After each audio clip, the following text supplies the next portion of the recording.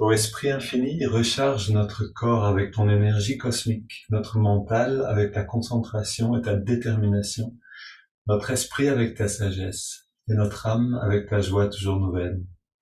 Ô éternelle jeunesse du corps et de l'esprit, demeure en nous pour toujours.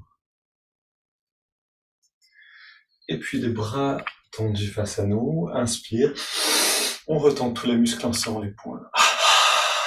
Et 5 fois ce mouvement en tout. Les fenêtres ouvertes pour avoir de l'air frais, de l'oxygène, du prana qui rentre.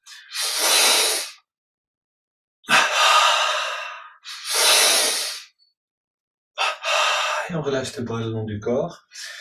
On prend une grande inspiration. On garde quelques secondes d'air dedans. Et on expire les yeux fermés.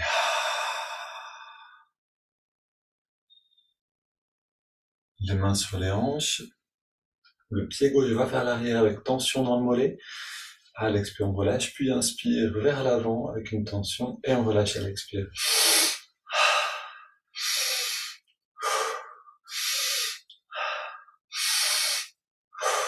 Puis en arrière, 3 cercles dans chaque sens avec la cheville. On change de côté. Les muscles du mollet sont bien tendus à chaque fois qu'on bouge le mollet. On veut vraiment aller au maximum de la tension. 3 cercles dans chaque sens. Et on est à nouveau pied sur le sol. Le pied gauche légèrement devant et on contracte l'avant-bras et le mollet. En serrant le poing gauche. Et on relâche en gardant le poing ouvert. Cuisse, biceps. Et on alterne. Avant-bras, mollet, cuisse, biceps.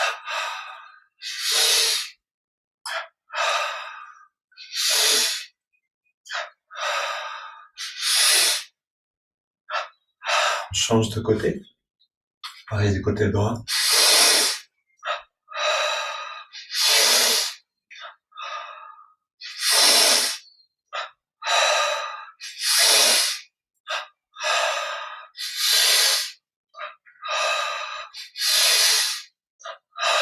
Et pareil avec les deux côtés en même temps.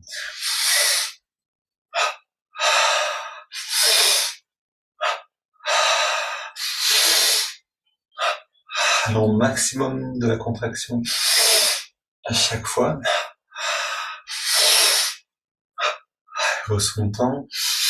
En ressentant la fraîcheur de l'inspire qui nous amène l'énergie.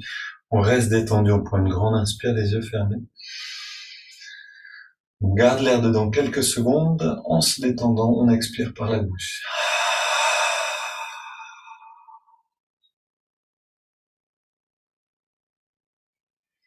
Maintenant, on contracte fesse gauche, poitrine gauche, sur l'inspire, expire, on relâche au centre, et à droite.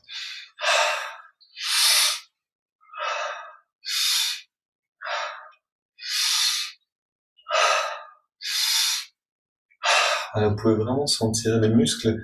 Quand les muscles sont remplis de l'énergie, on sent une chaleur dans le muscle. Maintenant, les mains, oui, c'est ça, au niveau des lombaires, et on contracte sous la main gauche, puis sous la main droite.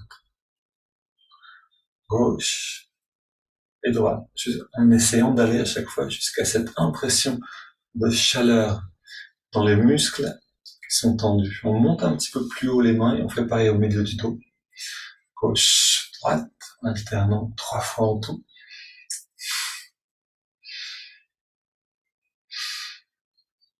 Et on relâche le bras le long du corps et on contracte maintenant derrière l'épaule gauche, niveau de l'omoplate, et la droite.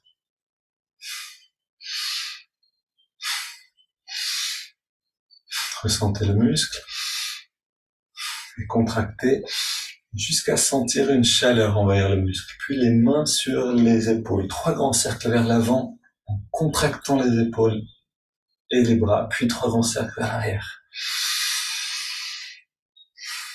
Contracte le cou 3 fois, puis à gauche et à droite.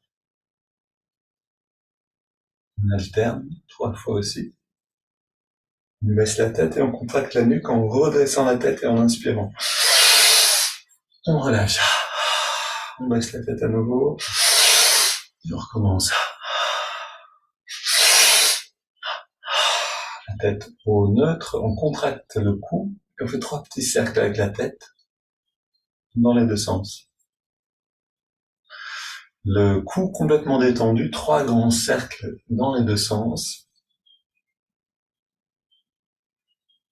Maintenant les bras tendus vers le sol et hop, vers la gauche avec les bras, vers la droite avec les hanches, puis retour au centre et l'inverse.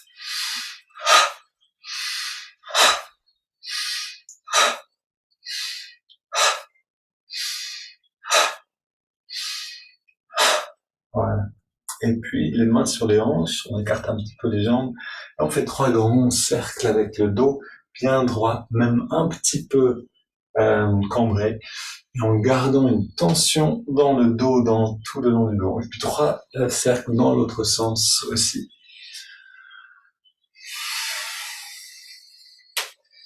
Et on se penche vers la gauche en poussant avec l'épaule, puis vers la droite de chaque côté.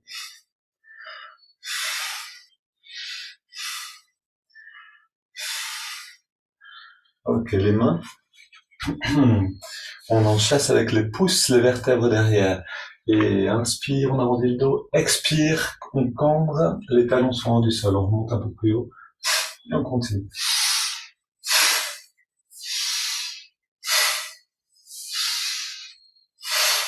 Dernière. Voilà, c'est cette bascule du dos. Puis les bras tendus devant nous. Et inspire au centre. Expire. On ramène le bras gauche derrière, la main droite vient contre la poitrine. Inspire à nouveau vers le centre. Expire dans l'autre côté, de l'autre côté.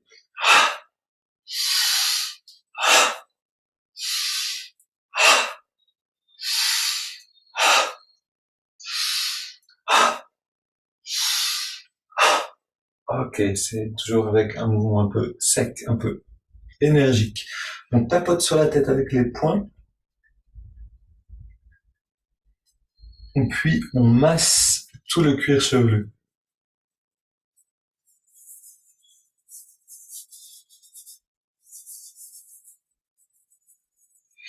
Avec les 3 doigts de chaque main, on pose donc les doigts derrière au niveau de sous l'occiput dans la nuque, à droite et à gauche, dans les creux, et on presse en faisant 3 cercles dans chaque sens.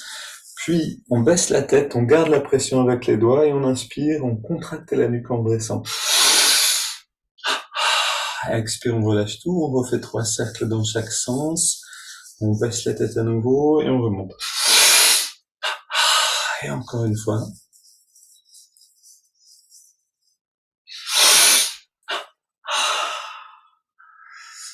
Et les biceps, exactement. Donc biceps gauche, biceps droit. À l'inspire, on contracte. Et à l'expire, on relâche. Ok, puis maintenant tous les muscles. On relâche et on contracte le pied gauche. On relâche le pied gauche, on contracte le pied droit et on relâche le mollet gauche. L'énergie vient dans le mollet, on relâche le mollet, on contracte le mollet droit. Maintenant la cuisse gauche et on relâche. Cuisse droite et on relâche. Fesse gauche maximum, on relâche. Fesse droite maximum, on relâche. Bas du ventre, haut du ventre, avant-bras gauche en serrant le poing, avant-bras droit. Bras, donc biceps gauche, biceps droit, poitrine gauche, poitrine droite, la gauche du cou, droite du cou, devant et derrière. Maintenant, on contracte le pied, on garde le pied gauche contracté, on ajoute le pied droit, on ajoute le mollet gauche, le mollet droit, la cuisse droite, fesse droite, bas du ventre, haut du ventre, avant-bras gauche en serrant le poing, avant-bras droit, biceps gauche, biceps droit, poitrine gauche, poitrine à droite, le cou tout entier en augmentant la contraction de tous les muscles. Et on relâche le cou, on relâche poitrine droite gauche, biceps droit gauche, avant-bras droit et avant-bras gauche, le haut du ventre, le bas du ventre. On relâche maintenant la fesse droite, la fesse gauche, la cuisse droite, la cuisse gauche, le reste est encore contracté. On relâche le mollet droit, le mollet gauche et pied droit, pied gauche. Double inspire. On contracte tout. Une deuxième. Et une troisième. et on reste détendu, les yeux fermés. On prend une grande inspiration. On garde l'air dedans un instant, complètement relâché. Et on expire par la bouche. Et on ressent un instant, sans bouger, l'état d'intériorité et puis cette perception de l'énergie en nous-mêmes.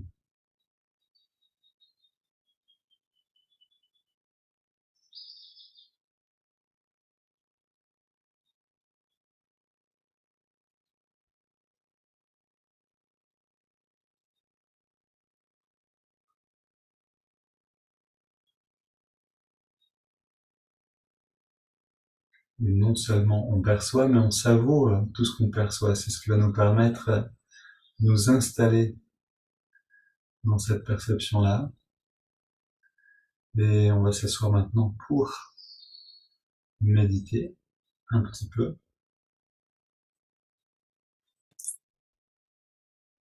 Et donc, on ferme les yeux, on dresse le regard, on détend le dos et on ressent à l'intérieur.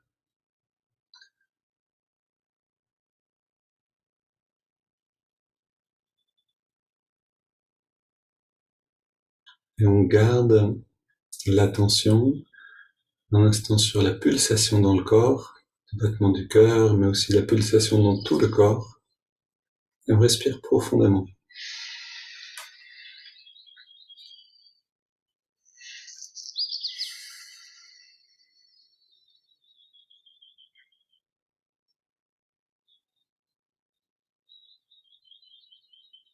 Une grande inspire, une grande expire, rythmée par les pulsations et par la prière continuelle ou mantra japa. Ça veut dire qu'on répète un mantra ou une affirmation ou une prière sur l'inspire et sur l'expire. Prenez la phrase qui vous parle ou celle que je vous propose. Ô guide divin, guide-moi maintenant et en chaque instant de ma vie.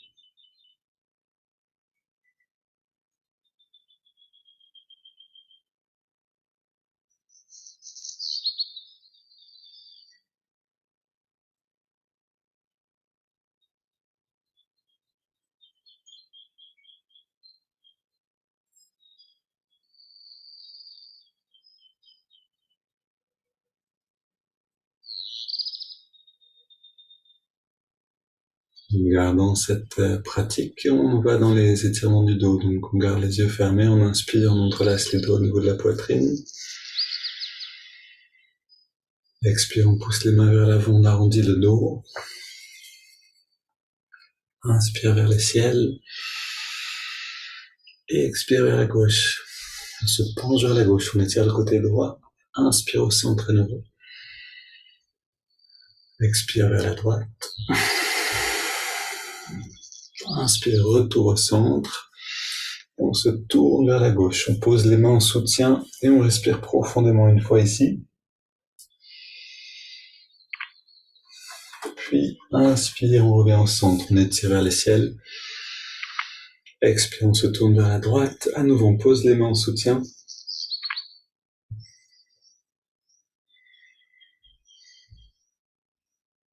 On retourne au centre. Et on pose les mains sur le sol ou sur la chaise derrière. On resserre les épaules, les coudes derrière pour vers la poitrine. Et on respire 20 fois profondément. Inspire par le nez, expire par la bouche.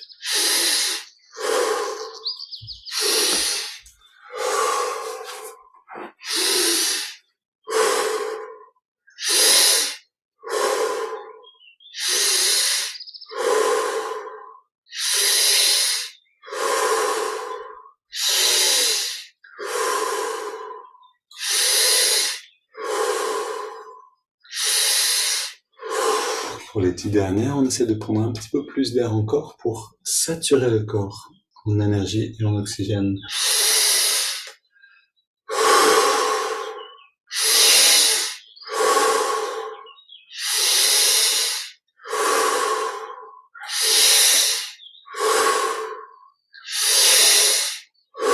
Cinq, respire encore.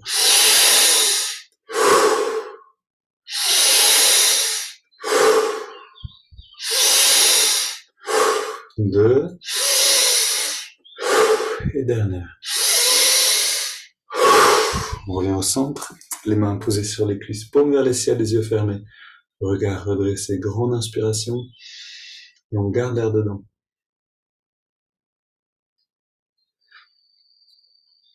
On détend tous les muscles et on expire sans faire d'effort. Pour la bouche, puis on arrête de respirer et on ressent toutes les sensations intérieures.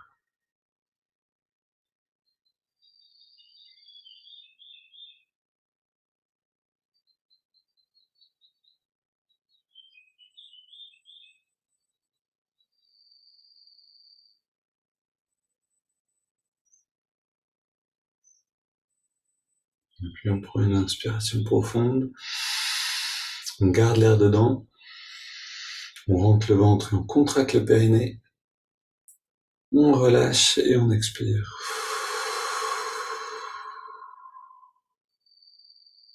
Quelques secondes pour sentir comme un palier, le palier d'un plongeur qui doit descendre progressivement dans la profondeur de la conscience,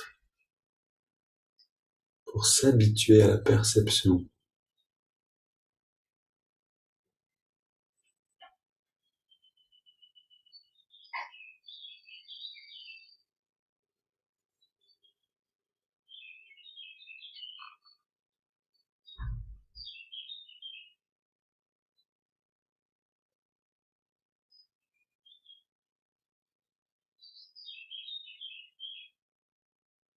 Puis, on contracte encore une fois, double inspire, tous les muscles du corps en serrant les poings.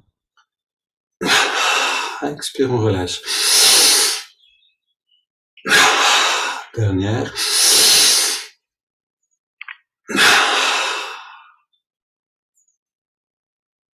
Détente totale. Inspire par les narines sur 5.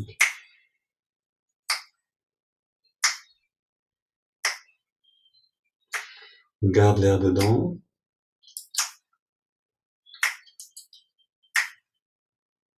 Expire.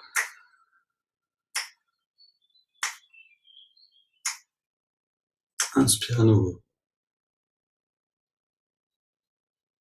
On perçoit l'énergie qui remonte le long de la colonne à l'inspire. Rétention. Et cette énergie, elle vient dans le lobe frontal, dans la rétention.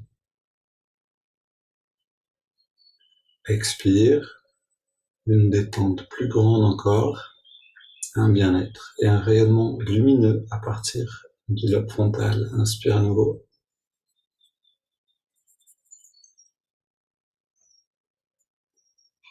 On retient le souffle.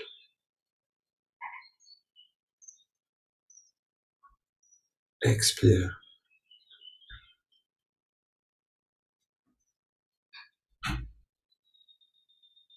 Inspire.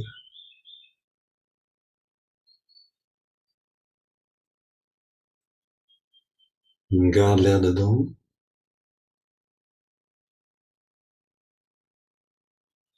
Expire.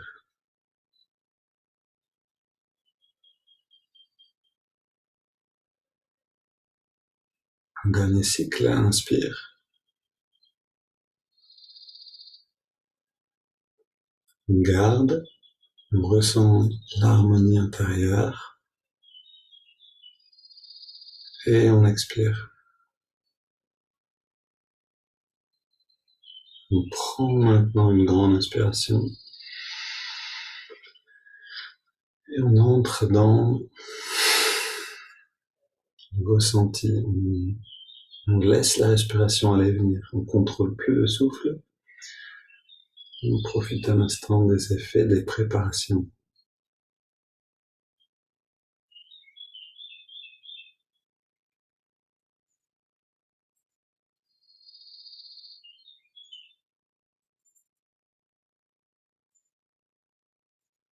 On ressent un instant la fraîcheur de l'inspire dans les narines, la tiédeur de l'expire.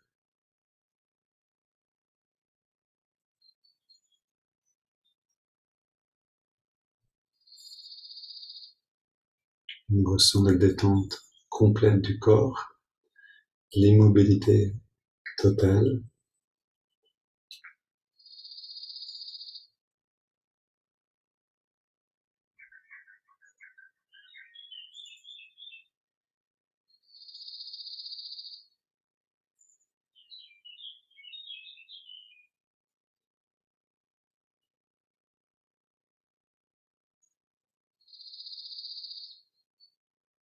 Et vous pouvez rester dans cet état intériorisé pour écouter ce texte tiré du livre Comment converser avec Dieu de Paramahansa Yogananda. La vibration cosmique parle. Pardon. C'est plutôt Dieu parle par la vibration. Dieu nous apparaît réellement sous forme physique. Il est plus personnel que vous ne l'imaginez. Il est aussi vrai et réel que vous l'êtes. C'est cela que je voulais vous dire aujourd'hui. Le Seigneur nous répond toujours. Il envoie constamment la vibration de sa pensée. Cela demande de l'énergie. Celle-ci se manifeste comme son. C'est là un point très important. Dieu est conscience. Dieu est énergie. Parler signifie vibrer. Dans la vibration de son énergie cosmique, il nous parle tout le temps. Il est devenu la mère de la création qui, elle, se matérialise en solide, liquide, feu, air et éther. La mer invisible s'exprime continuellement en termes de formes visibles, dans les fleurs, dans les montagnes, dans les océans et les étoiles. Qu'est-ce que la matière? Ce n'est rien d'autre qu'un taux vibratoire particulier de l'énergie cosmique de Dieu. Aucune forme en cet univers n'est réellement solide. Ce qui apparaît solide n'est autre qu'une vibration dense ou compacte de l'énergie divine. Le Seigneur nous parle à travers les vibrations. Mais la question est de savoir comment communiquer directement avec lui. C'est là la plus difficile de toutes les entreprises, parler avec Dieu. Si vous parlez à une montagne, elle ne répond pas. Parlez aux fleurs comme le faisait Luther Burbank et il se peut que vous perceviez en elles une petite réponse. Et quant à parler aux gens, on peut le faire, bien sûr. Mais Dieu répond-il moins que les fleurs et que les êtres humains quand il nous laisse lui parler sans pour autant nous répondre? Il semble bien qu'il en soit ainsi, n'est-ce pas? En fait, la difficulté ne vient pas de lui, mais de nous. Le système téléphonique de notre intuition ne fonctionne plus. Dieu a beau nous appeler et nous parler, nous ne l'entendons pas. Cependant, les saints l'entendent. Quand un maître que je connaissais priait, la réponse de Dieu semblait venir comme une voix du ciel. Dieu n'a pas besoin de gorge pour parler. Si vous priez avec suffisamment d'ardeur, les vibrations de votre prière apporteront immédiatement une réponse vibratoire qui sera compréhensible pour vous.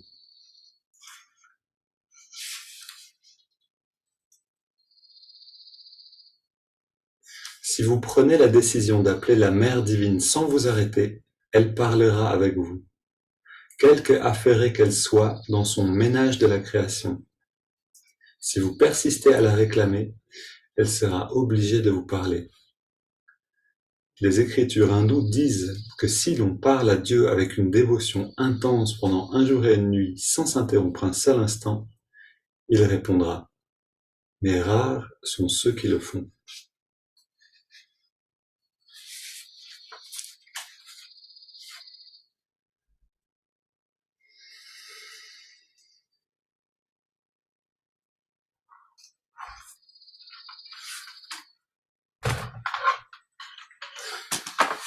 Alors aujourd'hui, ce satsang pour parler de ce thème particulier comme le titre de ce livre de Yogananda, Converser avec Dieu. Et Yogananda nous dit qu'on peut parler avec Dieu, qu'on peut en fait non seulement lui parler, mais entendre, écouter sa réponse. Et cette pratique, cette forme d'écoute, c'est en fait l'enseignement le plus élevé que Yogananda donnait à ses disciples. Yogananda voyageait beaucoup en Amérique et donnait de nombreux enseignements devant des foules, des auditoires remplis. Et quand il donnait des enseignements donc à des grandes foules, il parlait de différentes choses qui permettent d'améliorer la qualité de la vie, ce qui pouvait intéresser les Américains à ce moment-là, le travail, la famille, etc. Mais quand il parlait à des chercheurs spirituels sincères, il leur parlait de l'écoute, de ce qu'il appelait attunement with the divine, c'est-à-dire l'ajustement de la conscience avec le divin.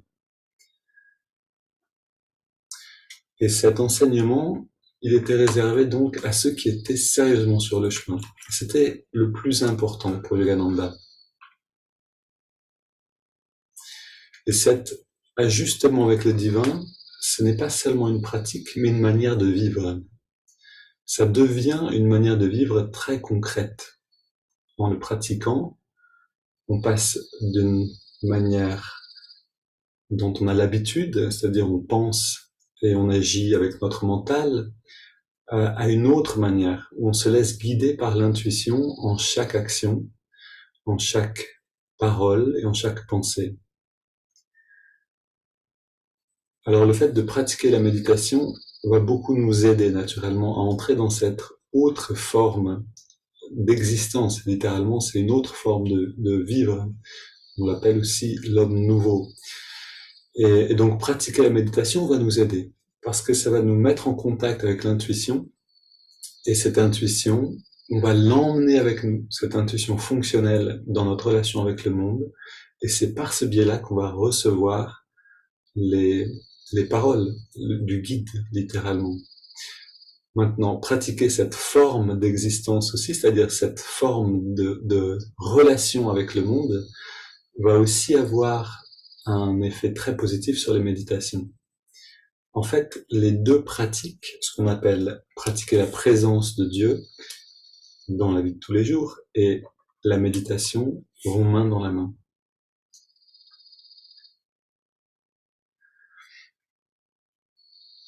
Alors, ce qu'on appelle l'ajustement avec le divin, qu'est-ce que c'est?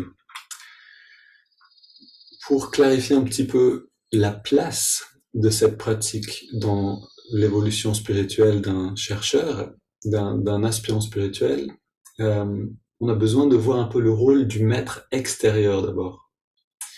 Le maître, le gourou, pour utiliser le mot indien, qui signifie celui qui va emmener en fait l'aspirant de l'ignorance à la connaissance, de l'obscurité à la lumière, ce maître-là, il est d'abord extérieur, dans le sens où on a besoin, nous disent les textes du yoga, et là les textes insistent là-dessus, si on sait les lire, on a besoin d'un maître extérieur, on a besoin de quelqu'un, que ce soit un maître, que ce soit un conseiller spirituel, on a besoin d'une aide extérieure. Pourquoi? Parce que longtemps, pendant l'évolution, en fait, l'évolution de l'esprit, l'évolution du discernement, justement, ce discernement n'est pas parfait. Tant que l'ego est là, donc avec les préférences, les aversions, avec ce qu'on aime, ce qu'on n'aime pas, on va avoir une vision biaisée de la réalité. Et donc, essayer de se servir de l'intuition alors qu'il y a cette distorsion de la perception, eh ben ça va fonctionner qu'à moitié. Et donc, ça peut être dangereux.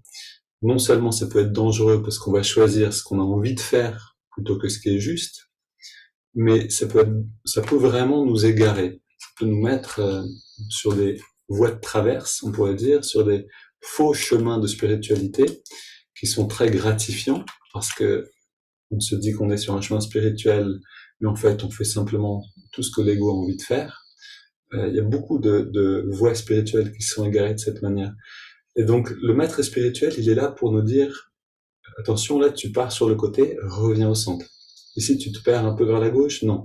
Donc, il nous ramène, en fait, dans le bon chemin. Et ce travail-là, les écritures ne peuvent pas le faire. C'est quelque chose de très important aussi. Si on se dit, ben moi, j'ai pas besoin de maître, je vais simplement lire la Bible, je vais simplement lire la Bhagavad Gita, ça va suffire. Ici, on se trompe. Pourquoi? Parce que c'est Yogananda qui le dit simplement, un texte ne va pas vous réajuster votre compréhension de lui-même. Donc, un texte est là, mais vous en faites ce que vous voulez, en fait. Vous pouvez le comprendre d'une manière ou d'une autre. Alors qu'un maître, oui, c'est son chemin, c'est son devoir de vous aider quand vous vous perdez dans la compréhension spirituelle. Et on va se perdre. C'est naturel de se perdre. On a besoin, en fait, de se perdre pour apprendre à discerner. Donc, voilà, cette petite phase, cette petite partie du satsang, je voulais vous dire, et vous communiquez ces mots de Yogananda, le gourou, le maître authentique extérieur est crucial, indispensable. Pourquoi? Parce qu'il va nous emmener justement dans l'autonomie. Il va nous emmener, le vrai but, en fait, le vrai rôle d'un maître spirituel, c'est de réveiller le maître intérieur. Qu'est-ce que c'est le maître intérieur? C'est cette intuition fonctionnelle. C'est-à-dire qu'à un moment, quand on a passé suffisamment de temps avec le maître extérieur, on a besoin d'être un petit peu mis à l'écart. Vous vous rappelez peut-être d'une vidéo de Vijayananda qu'on a vue, et Vijayananda disait, Swami Vijayananda disait que un jour Mahananda Moyi lui a demandé de passer 1 an sans elle, de rester 1 an dans un ashram. Ça a été très difficile pour lui, mais ça a été très important aussi, c'est ce qu'il a dit plus tard. Pourquoi? Parce que il y a un moment où on a besoin de faire grandir cette qualité du maître intérieur, notre relation avec le maître intérieur, et apprendre à dépendre de lui constamment. Et la douleur de la séparation avec un maître extérieur est là pour nous ramener constamment vers l'intérieur. Qu'est-ce que c'est l'autonomie? Eh ben, c'est justement quand le miroir intérieur fonctionne, quand il n'y a plus cette distorsion qui viennent de l'ego entre ce que j'aime et ce que je n'aime pas. Le miroir nous reflète, en particulier dans la méditation, nos pensées, nos actions, tout ce qui s'est passé en fait dans la vie, dans la journée. On va méditer le soir et on va voir un petit peu ce qui s'est passé. Ça revient naturellement, ça se fait sans même le vouloir, et on va comprendre l'origine de nos actions, on va comprendre ce qui était juste, ce qui était pas juste, on va voir ce qui a créé de l'harmonie, ce qui a créé du chaos et de la souffrance autour de nous. Et cette souffrance va nous faire souffrir. Et donc on va avoir besoin de changer. Ça va être une nécessité intérieure. À partir du moment où on sent cette nécessité, on peut dire qu'on a atteint une forme d'autonomie. Ça ne veut pas dire qu'on n'a plus besoin de demander conseil extérieurement. On peut encore longtemps dans le chemin spirituel, après avoir atteint une forme d'autonomie, avoir besoin d'aller retourner vers le maître ou d'aller retourner vers un conseiller spirituel. Mais c'est une étape importante. On peut sentir à un moment que on reconnaît les impuretés dans notre fonctionnement. Et on sait aussi les nettoyer. On sait se nettoyer soi-même. On sait changer. Maintenant, pour tout le monde, pour tous les aspirants spirituels, le chemin d'évolution, c'est d'aller vers cette autonomie, c'est-à-dire d'aller vers ce lien avec le maître intérieur, d'aller vers cette intuition limpide. Et donc, puisque c'est le chemin d'évolution pour tous, il est tout à fait correct, même nécessaire de s'entraîner aussitôt que possible à cette forme d'écoute du guide intérieur. Et donc ça, c'est une pratique en soi. C'est-à-dire que Yogananda, lui-même, quand il avait des disciples, il leur disait très rapidement, pratiquez l'ajustement à ma présence. Que vous soyez avec moi ou que vous soyez séparés, pratiquez l'ajustement à ma présence. Comme ça, je pourrais vous aider. De loin, de proche, je serai toujours avec vous. C'est la conscience d'un vrai gourou, c'est d'être toujours avec son disciple, quelle que soit la situation. Mais donc, les disciples de Yogananda pratiquaient cette forme d'ajustement, même quand Yogananda était autour d'eux. Donc c'est quelque chose qu'on a besoin en fait de faire le plus tôt possible. C'est une pratique en soi, et pour avancer avec toute pratique, on a besoin d'une forme de méthode. On a besoin de principes, de comprendre en fait comment ça fonctionne, pour pouvoir l'appliquer régulièrement et en appliquant régulièrement, grandir dans la maîtrise de cette écoute-là. Donc, exactement comme on médite tous les jours, et en méditant, comme vous le voyez, on a besoin de moins en moins de temps pour atteindre des états de plus en plus lumineux. Ça, c'est la preuve, si on veut, c'est le signe qu'on avance avec la méditation. Et avec l'écoute du guide, on a besoin en fait de pratiquer de la même manière, c'est-à-dire de définir, de trouver un temps dans la journée où on va donner de notre attention, de l'énergie à cette forme-là de relation avec le divin. Et on a besoin de comprendre les principes qui permettent un ajustement fonctionnel. Donc ces principes ont été rassemblés dans une forme, on pourrait dire, d'équation. Ça vient du livre The Yugas. Alors, les yugas, on ne va pas rentrer dans les détails ce que c'est un yuga, mais les yugas de Joseph Selby et David Steinmetz. Donc, c'est tiré de ce livre-là. Je voulais juste dire d'où ça vient. Et donc, cette équation, elle définit justement la qualité d'écoute du maître intérieur. Elle définit notre capacité à nous ajuster à ce qu'on peut appeler le magnétisme divin ou la volonté divine.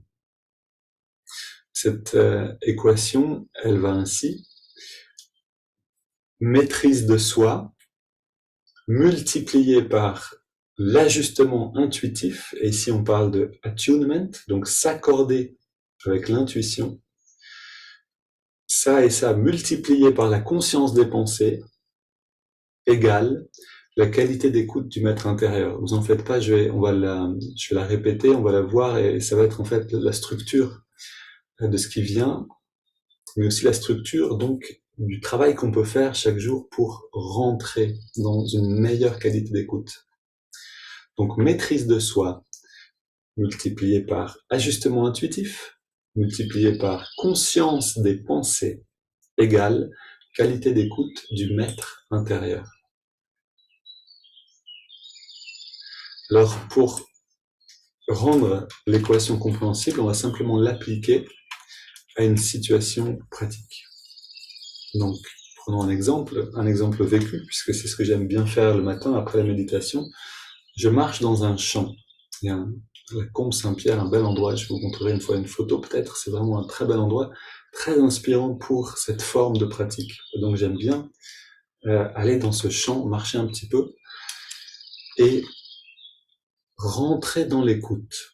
Alors qu'est-ce que c'est la première chose que je fais?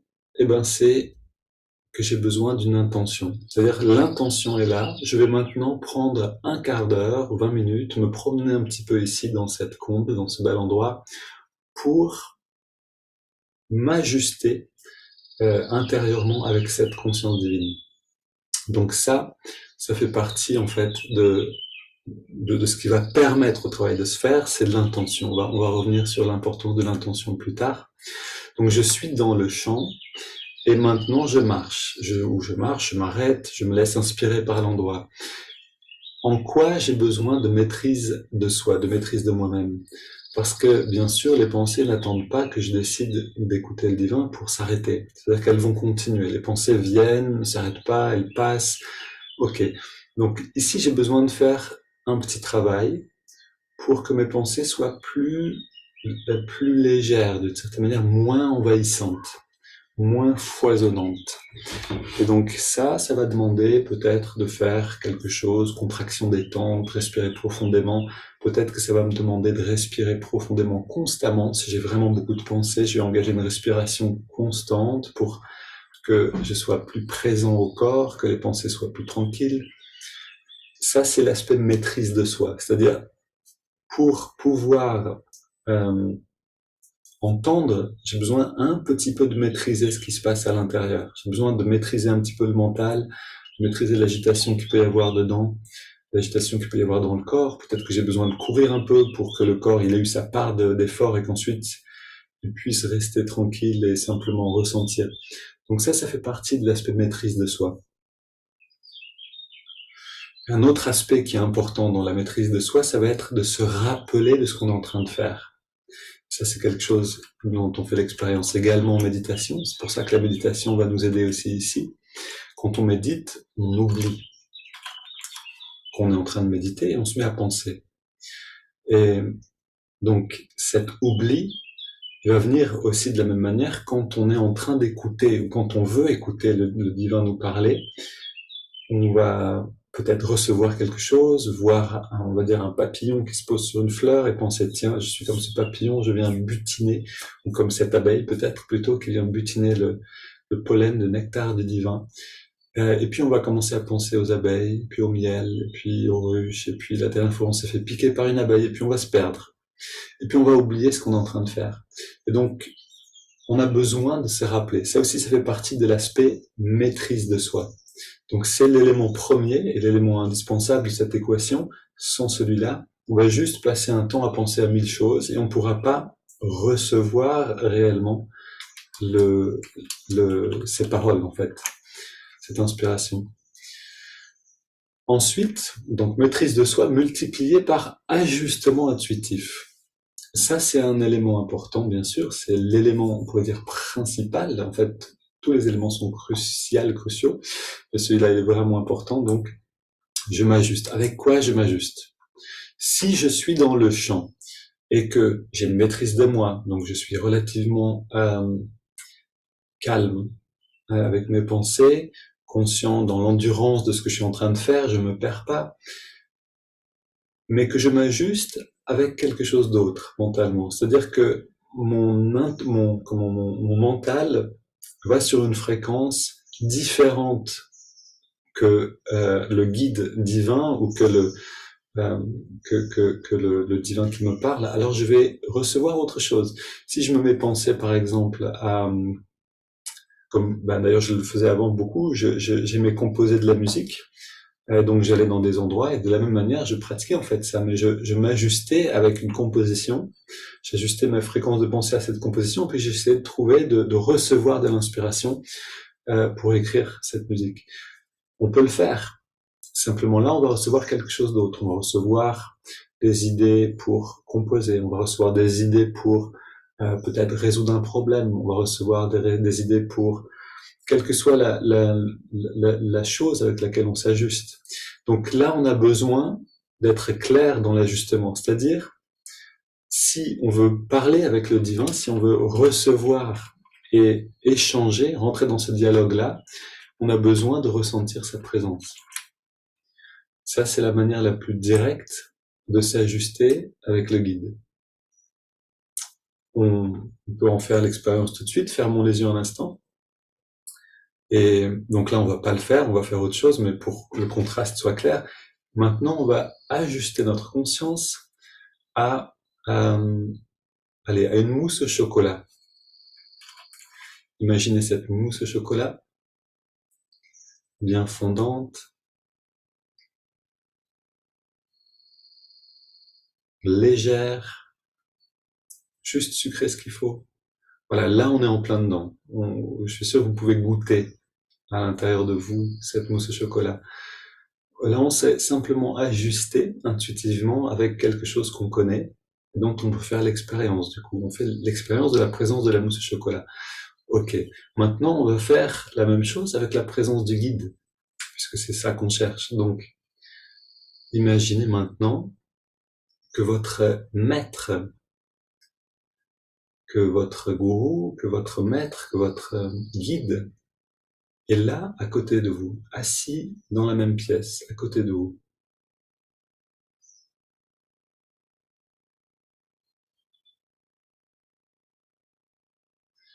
Et que cet être vous tient la main.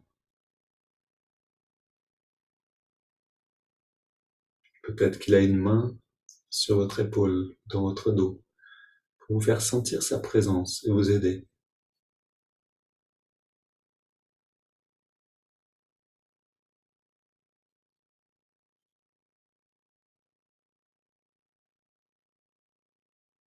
Et là, on commence à ressentir un changement. C'est plus comme l'expérience de la mousse au chocolat, c'est une autre expérience.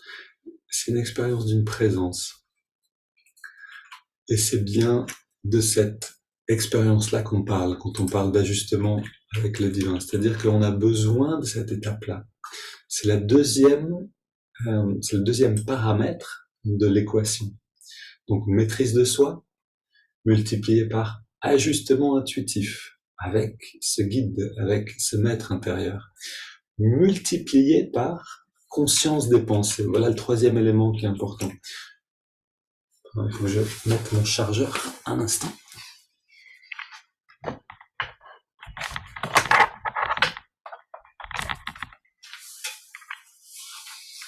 Donc, conscience des pensées. Alors, maîtrise de soi, je reviens un peu je résume ce qu'on a dit, parce qu'on a besoin de l'intégrer. On a besoin d'un silence, d'un calme intérieur. Maîtrise de soi, se rappeler ce qu'on est en train de faire. On a posé une intention, on va maintenant passer un instant seul, c'est très bien de le faire seul aussi, pour retrouver ce contact avec le divin.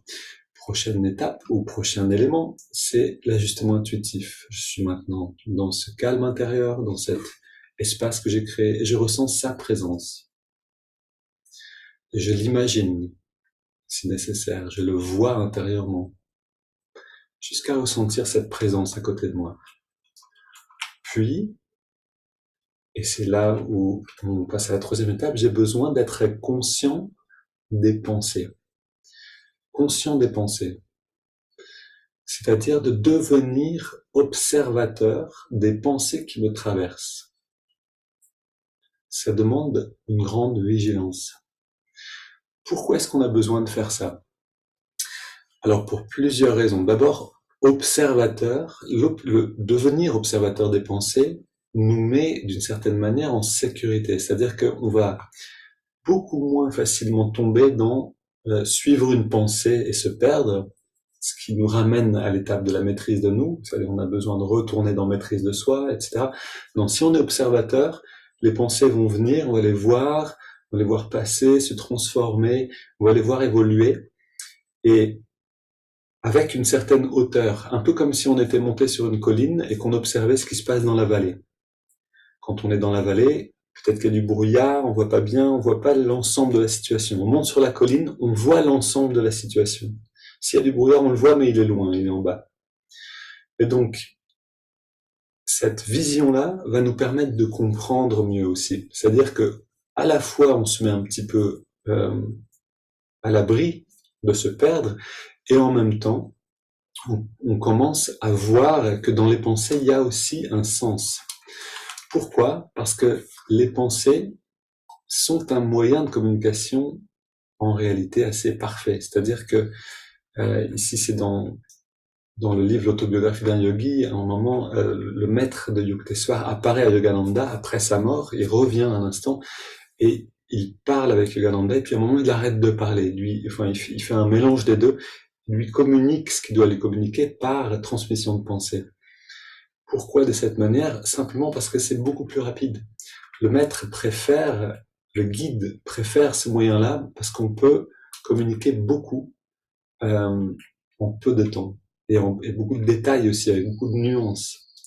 Donc les pensées, ça va être le chemin préféré d'une certaine manière. On peut aussi voir un signe à l'extérieur qui va nous aider à comprendre quelque chose. Et au début, c'est peut-être plus ce qu'on va voir d'ailleurs. C'est regarder et puis penser à quelque chose, voir quelque chose, et puis on sent qu'il y a un rapport entre ce qu'on vient de voir et ce à quoi on pensait. Ça, c'est un signe.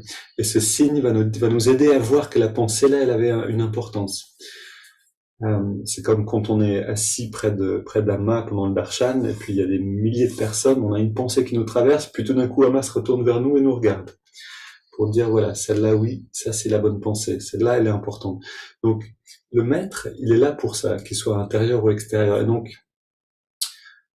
ces pensées, quand on va les observer, donc on va à la fois, je répète, se mettre un peu sur la hauteur de la colline, avoir une vision plus claire, se mettre à l'abri du brouillard, de se perdre, et puis on va devenir conscient donc de ce moyen de communication qu'est la transmission de pensée.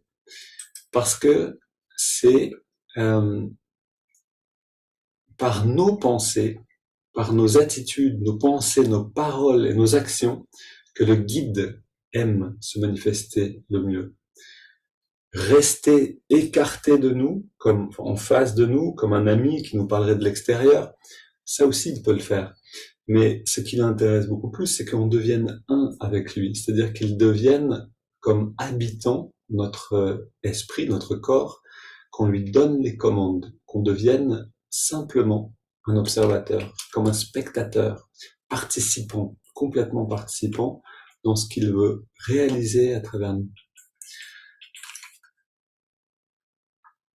Alors, pour finir, j'aimerais vous donner quelques outils qui m'aident personnellement beaucoup avec cette pratique.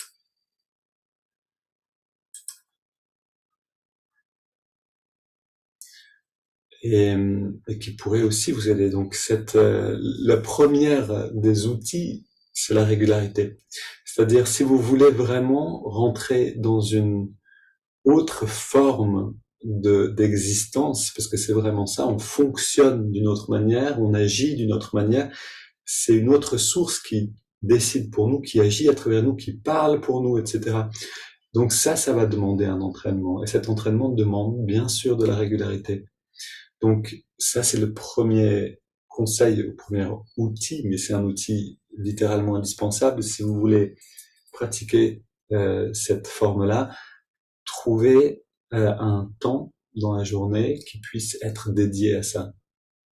Alors, un conseil ici, bien sûr, c'est après la méditation, c'est l'idéal. C'est-à-dire, si vous pouvez garder cet ajustement, donc cette intuition raffinée que nous donne la méditation et sortir un petit peu dans la nature, ce moment-là, il est parfait pour ça. Mais ça peut être un autre moment quand vous avez le temps. Ensuite, oui, la nature, c'est aussi un endroit où, parce que la nature fonctionne parfaitement, on va dire, selon l'intuition, pardon, l'intention du divin, en fait. La nature s'épanouit constamment dans ce qui est, on pourrait dire simplement, elle exprime l'harmonie divine. Et donc nous, en étant dans la nature, on va avoir naturellement tendance à faire la même chose, c'est-à-dire à retrouver en fait le potentiel divin qui est à l'intérieur de nous. Ok, ça vous connaissez, mais autre chose, l'estomac vide aide énormément. Si je viens de manger, mais mon corps va demander naturellement soit un repos, soit aussi peut-être de l'action, en général plutôt de l'action d'ailleurs, parce que j'ai de l'énergie maintenant, il faut faire quelque chose. Cette action-là, elle va aussi se reporter sur le mental, et ça va être moins facile de rester calme et à l'écoute si je viens de manger, quelle que soit la chose que j'ai mangée. Alors bien sûr, si c'est des fruits, ça va peut-être beaucoup moins me déranger que si c'est un steak ou un morceau de fromage, mais le fait de rester l'estomac vide aide énormément. En fait, si on jeûne pendant un certain temps, complètement, il y a un moment où cette perception-là, elle va peut-être même venir naturellement. Enfin, un autre outil que j'aime particulièrement et que je trouve très efficace, c'est un bloc-notes. C'est-à-dire un tout petit bloc-notes. D'ailleurs, je l'ai ici, qu'on peut fermer avec un élastique. Du coup, vous bloquez un petit stylo à l'intérieur, il est toujours avec vous, vous l'avez dans la poche, et vous partez dans votre endroit, dans votre champ, dans la nature, où vous voulez, dans votre pratique, avec ça dans la poche. Puis, quand vous recevez quelque chose, au lieu de juste le noter mentalement, vous prenez le bloc-notes et vous écrivez ce que vous avez reçu. Et ça va concrétiser le fait qu'on est dans l'écoute et dans un dialogue. À partir de ce qu'on a reçu, quelle que soit la chose, peut-être va venir une pensée comme une question ou une réponse qu'on a envie de donner ou quelque chose. On va se mettre à dialoguer. Et ensuite, on attend, et puis quelque chose d'autre vient, à travers nos pensées, à travers quelque chose, un signe, etc. Et on écrit à nouveau. Même si on n'est pas sûr, je crois que j'ai reçu telle indication. Et donc, cette manière de noter, en fait, va comme fluidifier, va mettre en route ce processus-là d'une manière plus forte. En tout cas, c'est mon expérience. Et, et dernier outil que vous avez déjà, c'est Yogoda. C'est-à-dire que les contractions détente, c'est bien plus que recharger le corps en énergie, que d'apaiser le mental. C'est orienter toute l'énergie à l'intérieur, qu'elle soit physique ou mentale, vers la source divine. Et donc, Yogoda est un parfait outil pour se réaligner avec cet ajustement intuitif, avec ce qu'on veut toucher et rentrer donc plus fortement, plus consciemment dans ce dialogue-là. Donc quelques contractions détente, on relâche tout, on se détend, on ferme les yeux, on écoute un instant les sensations intérieures. Et là, on peut rentrer dans l'écoute à nouveau. Voilà. Quand vous sentez que vous vous perdez un petit peu, qu'il y a besoin un petit peu à nouveau de l'élément maîtrise de soi, quelques contractions détente, on relâche tout, on ressent, on attend et on note. Et là, on rentre dans un dialogue. Alors, voilà, c'est tout ce que je voulais vous dire sur le comment, sur le pourquoi le faire. Je pense que ici, je peux pas vraiment. Alors oui, c'est merveilleux et c'est la plus grande joie qu'on puisse expérimenter. Ça, c'est ce que dit Yogananda. Je trouve que c'est vrai de mon expérience, de mon humble expérience. Trouver un instant pour s'arrêter et ressentir ce dialogue-là remplace toutes les distractions qu'on pourrait chercher à l'extérieur. Remplace le meilleur des films, le meilleur des podcasts, le meilleur des amis finalement, puisque c'est tout ce qu'on recherche à l'extérieur, c'est ça.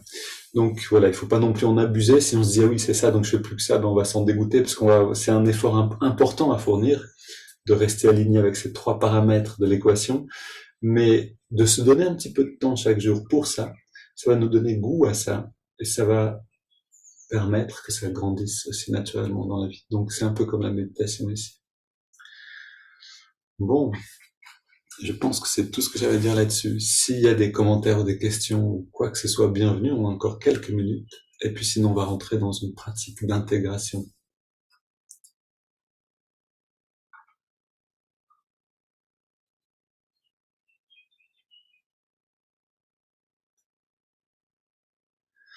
Ok.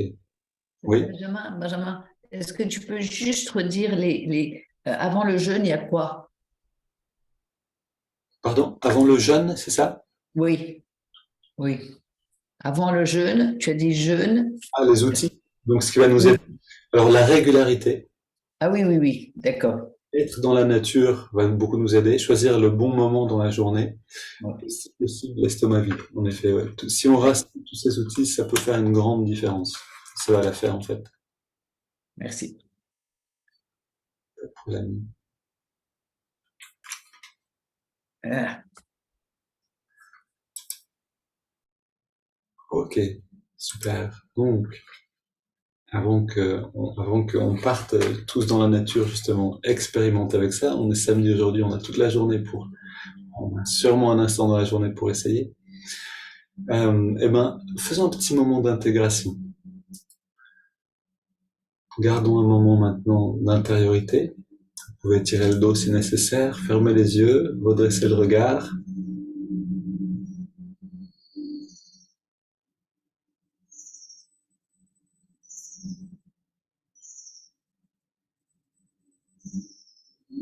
Ressentir les battements du cœur et ressentir la respiration. On respire profondément sur toute l'amplitude des poumons à l'inspire et à l'expire.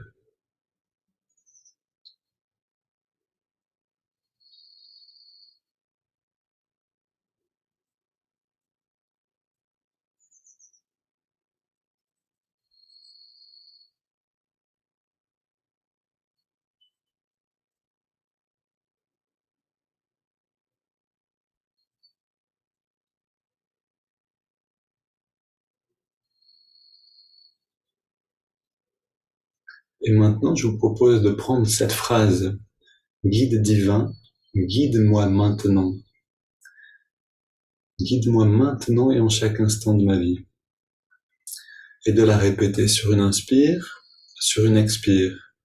Puis, d'arrêter de la répéter, donc de rester en silence, de ressentir la réponse du guide, ou simplement sa présence, ce qui est déjà énorme. On n'a pas besoin d'avoir une réponse à chaque fois, mais une présence peut suffire.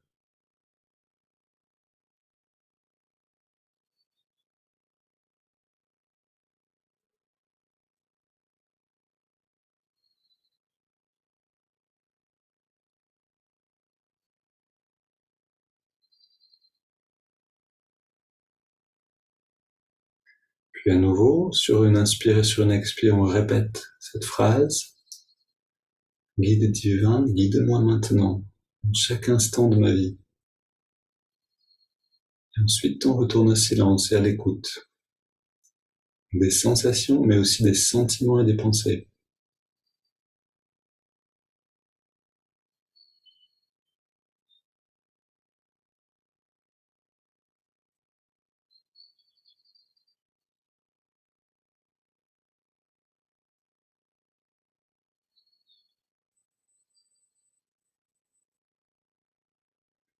Si vous sentez une réponse, quelle qu'elle soit, osez la ressentir, laissez les doutes de côté et restez en silence pour l'accueillir pleinement.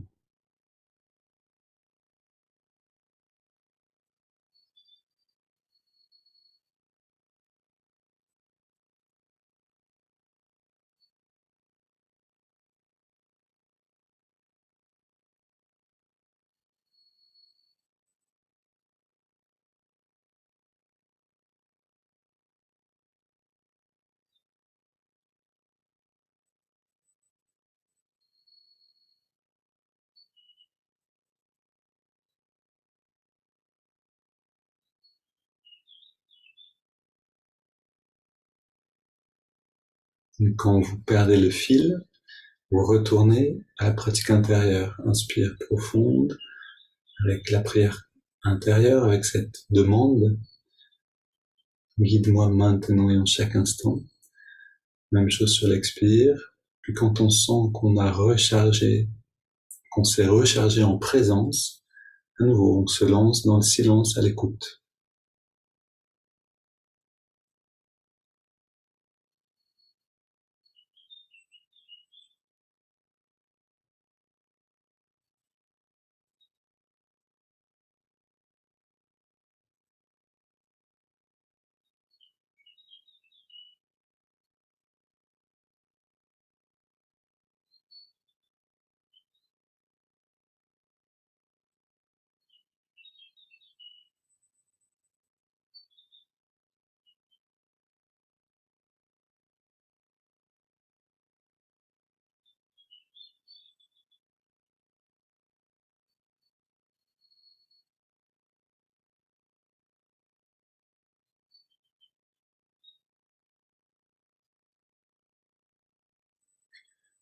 Puis on abandonne cet effort-là pour simplement ressentir. Donc on rentre dans la phase d'expansion. On inspire, expire en 3 fois, et on se détend. Plus rien à faire. On ressent simplement le bien-être. On laisse l'expérience s'installer en nous sans notre vouloir, sans aucune action.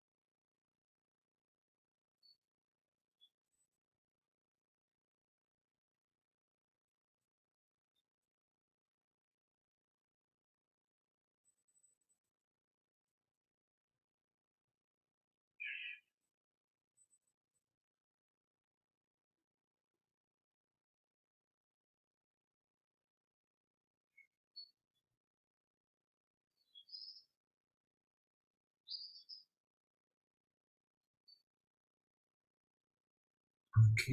Puis, retrouve lentement le contact avec l'extérieur.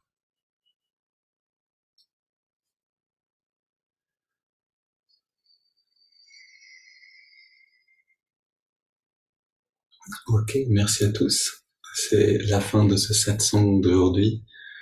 J'espère que ça vous a donné envie d'expérimenter avec cette forme de relation-là, cette forme de dialogue avec l'invisible, et que vous allez l'essayer dès aujourd'hui.